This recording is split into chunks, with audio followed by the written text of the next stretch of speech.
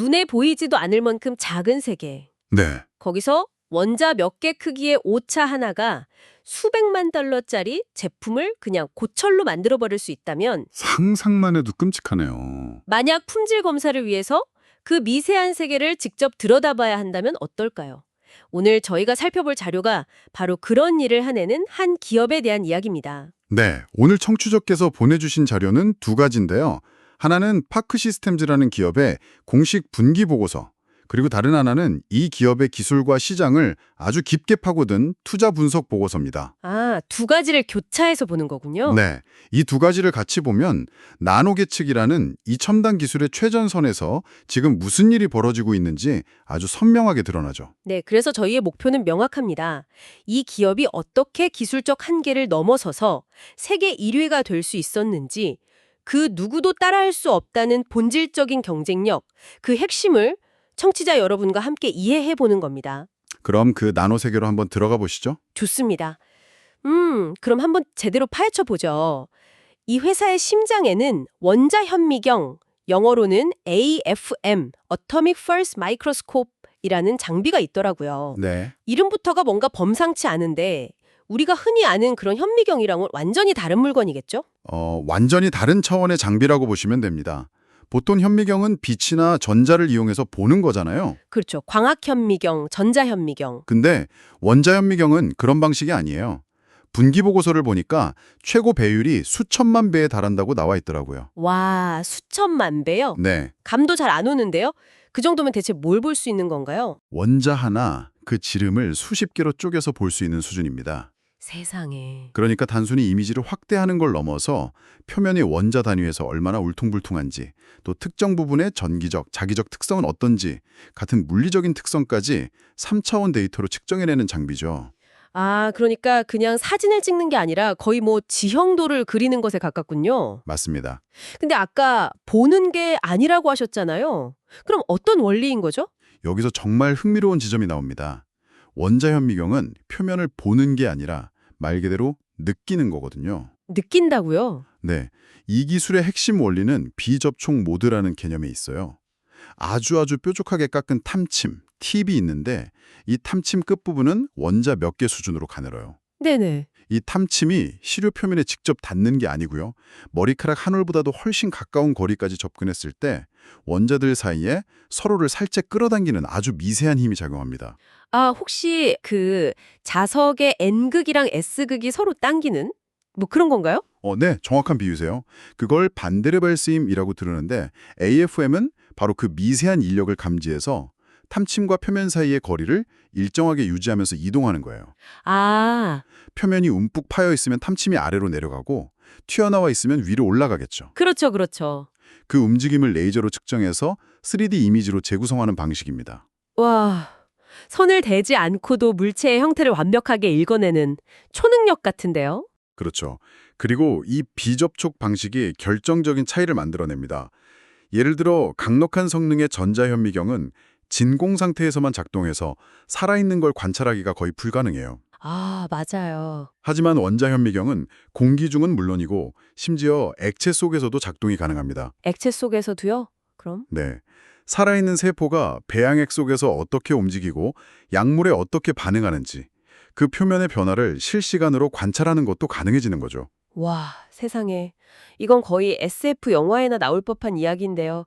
살아있는 박테리아 표면에 약물이 달라붙어서 세포벽을 무너뜨리는 장면을 원자 단위로 직접 목격할 수 있다는 거잖아요. 바로 그겁니다. 정말 엄청나네요. 바로 그 엄청난 기술력에서부터 이 기업의 진짜 이야기가 시작됩니다. 분석 보고서를 보면 파크 시스템스는 경쟁사들이 구조적으로 모방하기 힘든 강력한 기술적 해자를 가지고 있다고 분석하는데요. 그 비결이 바로 두 가지 핵심 기술에 있었습니다. 첫 번째가 그 스캐너 구조라고 들었습니다. 경쟁사들은 대부분 튜브 스캐너라는 걸 쓴다는데 이름만 들으면 그냥 관처럼 생긴 부품 하나로 다 해결하려는 느낌이네요. 맞나요? 정확합니다. 바로 그게 문제의 핵심이에요.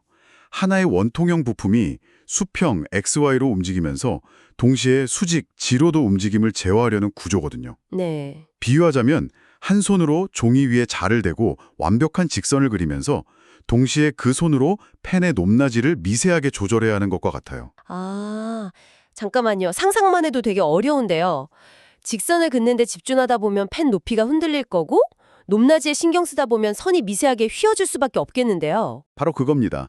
추자 분석 보고서에서는 이 현상을 보잉 이펙트, 즉 활처럼 휘는 왜곡 현상과 축간 간섭이라고 부릅니다.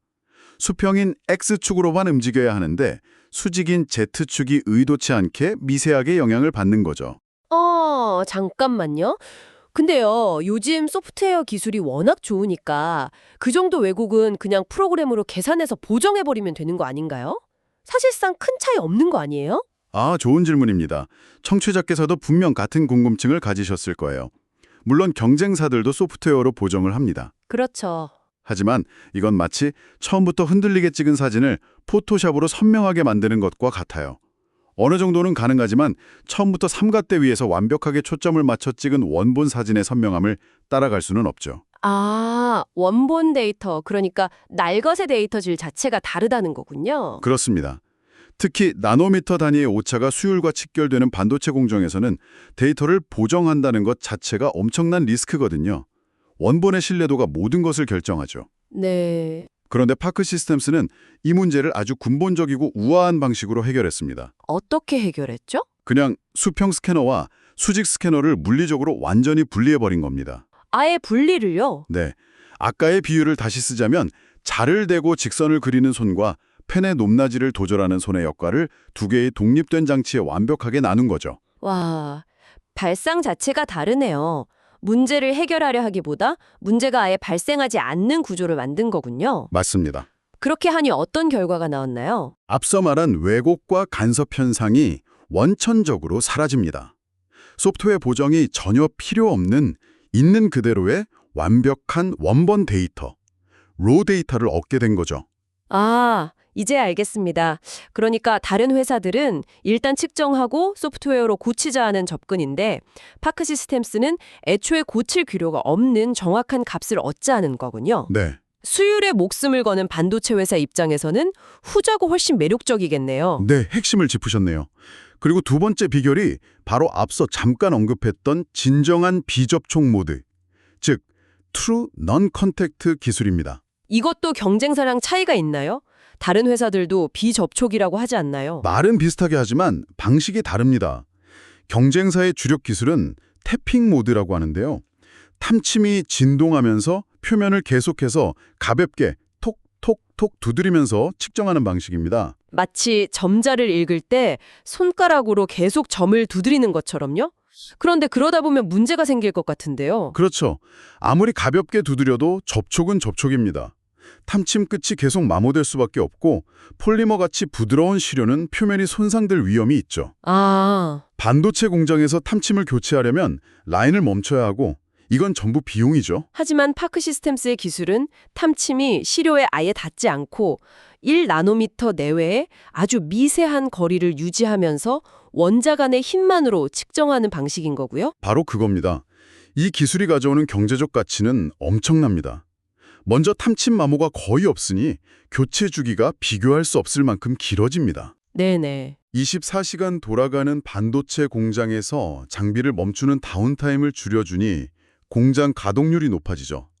그리고 더 중요한 건 개당 수억 원이 넘는 반도체 웨이퍼를 흠집 하나 없이 안전하게 검사할 수 있다는 겁니다. 결국 그게 다 수율로 연결되는 거군요. 기술적 우위가 어떻게 경제적 가치로 직결되는지 명확하게 이해가 됩니다. 네, 알겠습니다.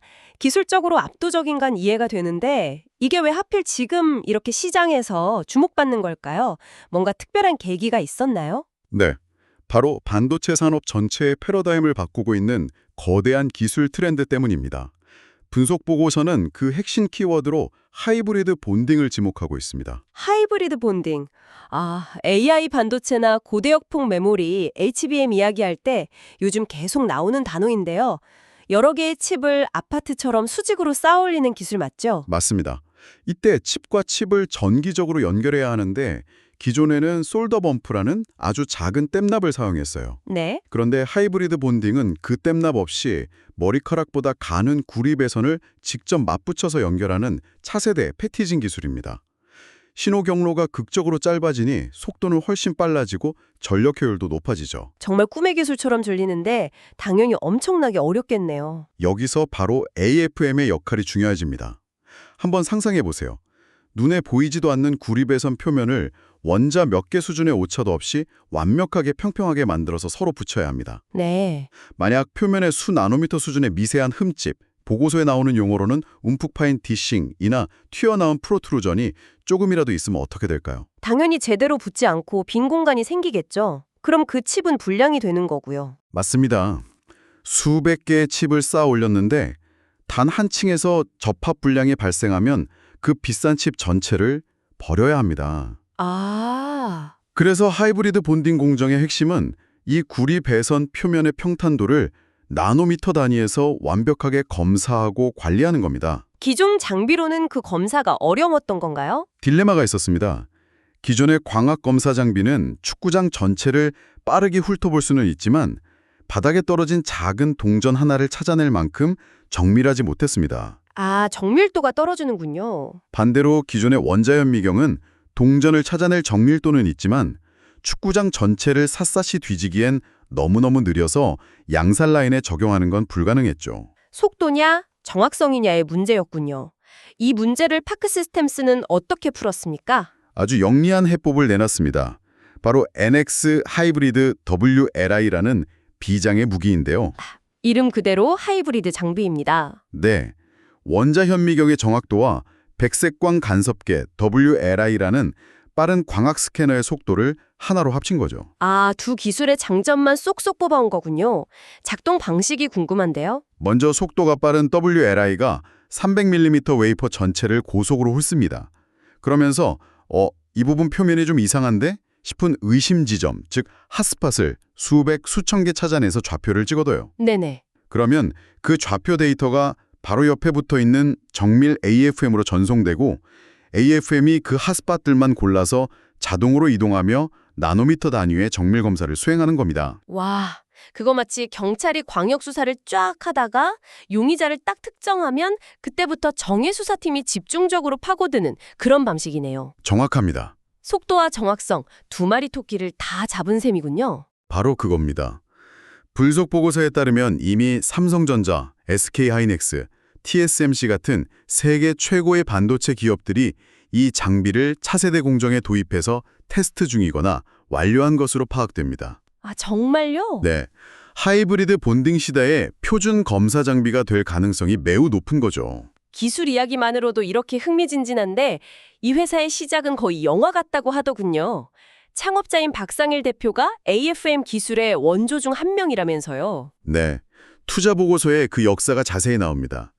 박상일 대표는 스탠퍼드 대학에서 AFM을 세계 최초로 개발한 연구실의 핵심 연구원이었습니다.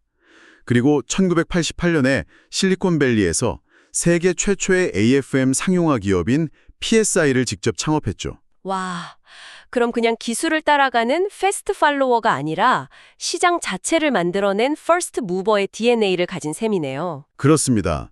이후에 그 회사를 매각하고 IMF 외환위기로 한국이 가장 어려웠던 1997년에 다시 한국으로 돌아와서 파크 시스템스를 세운 겁니다. 아, 그리고 그 퍼스트 무버 전략이 결국 시장의 판도를 바꿨습니다. 오랫동안 이 시장의 골리앗은 미국의 브루커라는 거대 기업이었어요. 네. 하지만 2022년 드디어 파크 시스템스가 매출액 기준으로 브루커를 제치고 세계 1위에 등극합니다. 어떻게 그게 가능했죠? 다윗이 골리앗을 이긴 격인데요. 선택과 집중 전략의 완벽한 승리였습니다. 브루커가 대학이나 연구소 중심에 상대적으로 시장 규모가 작은 연구용 시장에 머무르는 동안 파크 시스템스는 앞으로 폭발적으로 성장할 산업용, 그중에서도 특히 반도체 시장에 모든 역량을 집중했습니다. 아하. 그리고 결국 반도체 미세 공정이 한계에 부딪혔을 때 자신들의 기술이 그 난제를 해결하는 유일한 열쇠가 되면서 시장의 왕좌를 차지한 겁니다. 정말 대단한 스토리입니다. 그런데 분석 보고서에서 유독 눈에 띄는 부분이 또 하나 있었습니다. 바로 거버넌스, 즉 경영 구조에 대한 이야기인데요. 보통 한국 기업의 고질적인 문제로 코리아 디스카운트를 꼽는데 이 회사에는 그게 해당되지 않는다고요? 네, 저도 이 부분을 보고 아주 인상 깊었습니다. 이사회 구성원을 보면 보통 오너나 경영진 같은 사내이사가 다수를 차지하는 경우가 많은데요. 여기는 사내이사인 박상일 대표를 제외한 이사회 구성원의 85%, 무려 7명 중 6명이 사회이사입니다. 85%요? 네, 국내 상장사 중에서는 정말 보기 드문 구조죠. 단순히 숫자만 많은 게 아니라 그 사회이사들의 면면도 정말 화려하더군요.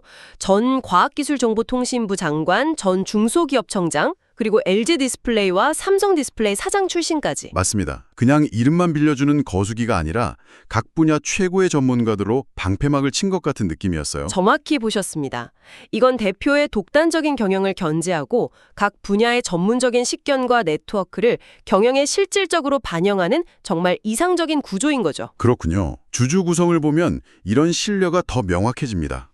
노르웨이 국부펀드나 블랙록 같은 이름들이 보이던데요. 네, 투자 분석 보고서를 보면 노르웨이 국부펀드 그리고 세계 최대 자산 운용사인 벵가데어와 블랙록 등 까다롭기로 소문한 글로벌 기관 투자자들이 주요 주주로 참여하고 있습니다. 와, 이건 이 회사의 장기적인 성장성과 경영 투명성에 대해 국제적인 공인을 받았다는 강력한 증거라고 할 수 있습니다. 자, 오늘 살펴본 자료들을 종합해보면 청취자께서 주목하신 이 기업은 누구도 모방할 수 없는 근본적인 기술적 모의를 바탕으로 시장의 리더가 되었고 하이브리드 본딩이라는 반도체 산업의 거대한 변화의 물결에 가장 완벽하게 올라탔으며 보기 드문 투명한 경영 구조까지 갖춘 곳이다. 이렇게 정리할 수 있겠네요. 맞습니다.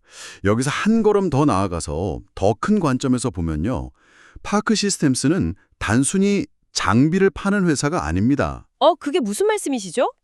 이들은 반도체 회사의 수율, 일드, 그 자체를 팔고 있는 겁니다. 아, 수율을 판다.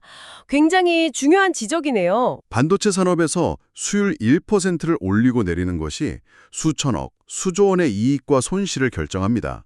그런 관점에서 보면 이들의 장비는 단순한 설비 투자가 아니라 미래의 이익을 보장하는 없어서는 안 될 핵심 인프라가 되고 있는 거죠. 선택이 아닌 필수가 되어가고 있다. 네, 바로 그 의미입니다. 그렇군요. 오늘 자료들을 보니 이 회사가 M&A를 통해 바이오나 다른 산업 분야로도 확장하고 있다는 점이 언급되는데요. 여기서 청취자 여러분과 함께 한 걸음 더 나아가 생각해 볼 질문이 떠오르네요. 어떤 점이죠? 이 회사의 핵심 성공 원리가 결국 기능의 분리를 통한 궁극의 정밀도 확보 아니었습니까? X스캐너와 Z스캐너를 분리했던 것처럼 말이죠. 네, 그랬죠. 과연 이 단순하면서도 강력한 디자인 철학이 반도체를 넘어 다른 첨단 산업에서 아직 해결하지 못한 측정 불가능의 영역에 있는 문제들을 푸는 데에도 적용될 수 있을까요? 흥미로운 질문이네요. 예를 들어 신약 개발에서 특정 단백질의 3차원 구조를 원자 단위로 분석하거나 차세대 디스플레이 소재의 미세한 결함을 찾아내는 것처럼요. 바로 그런 것들이죠. 이들이 다음으로 풀어낼 난제는 과연 무엇이 될지 그들의 다음 행보가 정말 궁금해집니다.